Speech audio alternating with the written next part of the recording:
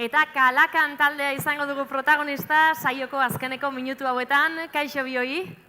Kaixo. Atxaldeon. Aurtengoan ere hementxen Durangoko azokan elkartu gara. Hainbat lan ekarri dituzue, Mendiala izeneko lanarekin hasiko gara ondo iruditzen baldin bazaizue. Ekarri duzu ezta? Euskal eta Mongoliako kantu tradizionalen horrelako nahasketa bat edo, zer dakarzue lan berri horretan? Orduan, lan hori guetako oso polita izan da, zenta elkartze polit bat izan da, eta ezagutu dugun artista handi bat eta persona ikaragi bat ere, Aleksandr Akhintsev, eta ez dakit, gure musika eta Mongoliako musikaen artean ikusi ditugu olako zubi batzuk, eta disko hori da oso potentea, nonbaitan, zenta bere ahotsarekin ekartzen digu olako sakontasun eta ez dakit nola entzun behar da nonbaitan hori dena ulertzeko, kantu difonikoa egiten du, morinjur jotzen du ere da Mongoliako txelo tradizionala. Eta gure danborrekin eta gure ahotsekin hori dena hartzen du beste dimensio bat, eta gure kantan ere aritu da bera kantuz eta musikan, eta diska oso polita eta potentea izan da. Bestalde, dakarzue baita ere elementuak izeneko, 2015 urtean argitaratu zenuten disko horretako berrargitalpen bat edo azaldu idazue? Bai, azkenean Mendiala diskoa aipatzen zenuen bezala etortzen da hainbat elementuak diskoa izan zen oinarria izan zen elementuak diskoa eta hortikan ateragin dituen hainbat proiektu kolaborazioan beti lugaren elementuai lotuta. Eta elementuak bi hori ze modu bat kapitulo honen pixka bat isteko modu batean, ze gabiltzia pentsatzen datorren urtera, eta disko horrekia dauzka 3 urte pasa, geroztikan 3 kote aldatu dare bai, eta noaz diskoak agortu ziren, berriz imprimatzeko moduan, mementoan, delibatu ginoen gaurko 3 kotearekin berriro egitea, pixka bat gure gaurko nortasuna, berriro eguneratzeko, ez? Azkenean, bakoitzak daraman ahotsa, darama bere nortasuna, eta horrek afektatzen du taldearen nortasuna ere bai. Eta beraz, elementuak bi deitu dugu, nahiko sinpleki, benen modu bat aktualizatzeko ere bai zer den eta nor den gaur egun Kalakan. Eta zer moduzko harrera izaten ari dira lan horiek, azokan hementxen egunero zaudete? Harrera oso ona. Eta ez dakit, entzumenen enuke beste zerbait ere aipatuz, eta beste disko batekin etorri gira, dira Berzaitza nahiak, dira Basen Nafarroko kantariak, eta da lehen diskoa ekoizten duguna Kalakan disko bat ez dena. Eta guretzako dauka garrantzi handi bat, zenta sartzen gera ere nonbaitan transmisio lan hortan, eta gaztei laguntzea ere plazer egiten digu. Eta plazer handi bat hartu dut artistiko zuzendaritza egiten eta nire aholkoak ematen. Eta oso pozik eta harro gira diska hortaz. Eta igande goizean hori izanen dira ameketan kantatzeko. Eta laguntza pixkat emanen digute ere bai, haiekin kantatuko du kantu pare bat igual igande goizean. Ze ondo. Galdetu nahi nizuen hori ere, ez da? Pixka bat beste ikuspuntu baten jarri zaretela lan horretarako desberdina, pentsatzen dut. Bai, zenta ematen zira norbaiten zerbitzu, ez zure taldearen dako eta ez zure gauzen dako, beste norbaiten dako ari zea, orduan behar duzu zure gauza ezagi, zure artistiko zuzendaritza hor norbait ezagi behar duzu, baina artistak errespetatuz. Eta hortarako behar dituzu artistak ezagutu, behien munduan hor diren personaioarek eta zer nahi duten, eta horreka bat atsematea horri guzien artean.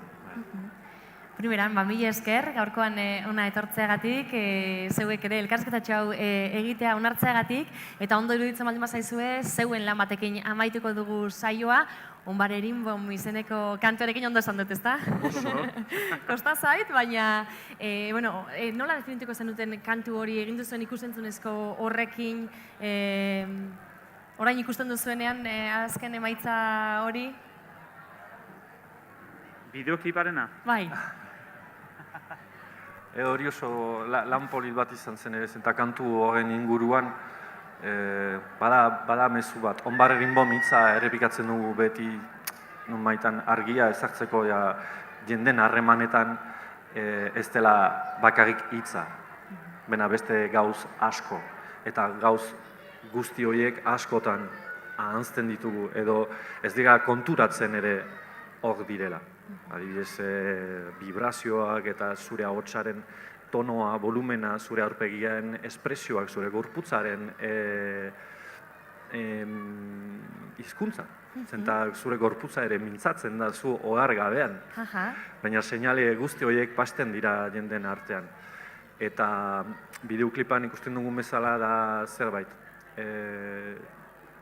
Nunbaitan oreka hori atzematea pixkat gure bizitzan. Gaurko mundua guretako pixkat errututa dago, eta igual gauz askotan urrunegi joan gera, eta behar ginuke pixkat buelta eman gauz batzuendako. Nunbaitan horreka bat atzeman. Eta nola atzematen da horreka, da ekstremak atzematen dituzu, eta ekstremak atzemantak gero hor hasten altzira horreka bilatzen. Baina lehenik behar dituzu bi ekstremoiek atzeman. Bueno, seguru orain, beste begi batzukin eta beste belarri batzukin ikusita entzun ahal izango dugula bideoklipa. Mila esker bioi, sorte hon hemendik aurrerako guztian ere. Bakak esateko bideokliparen errealizadorea Estibaliz Urresola izan zela. Hori esan da ere, mila esker. Sorte hon, eta saio honetxekin agurtuko dugu kasu honetan, hemen Azoka Telebistatik Kalakan taldearen Onbarerin bom izeneko bideokliparekin. Hurrengo batean itzuliko gara musikari eta bideoklip gehiagorekin. Ondo izan!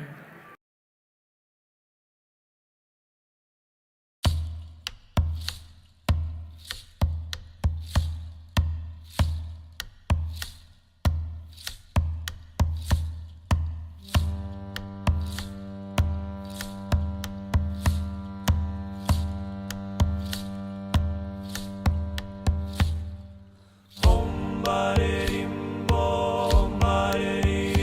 Bom, Om Bari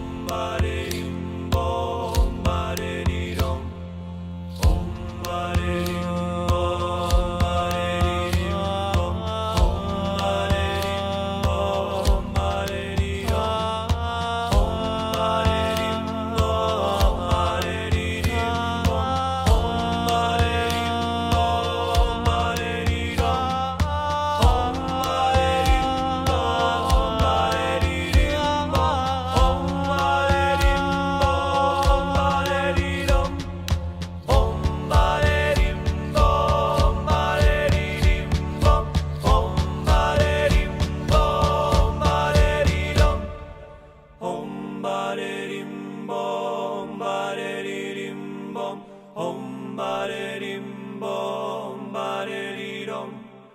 Om barerim bom bareririm bom. Om barerim bom.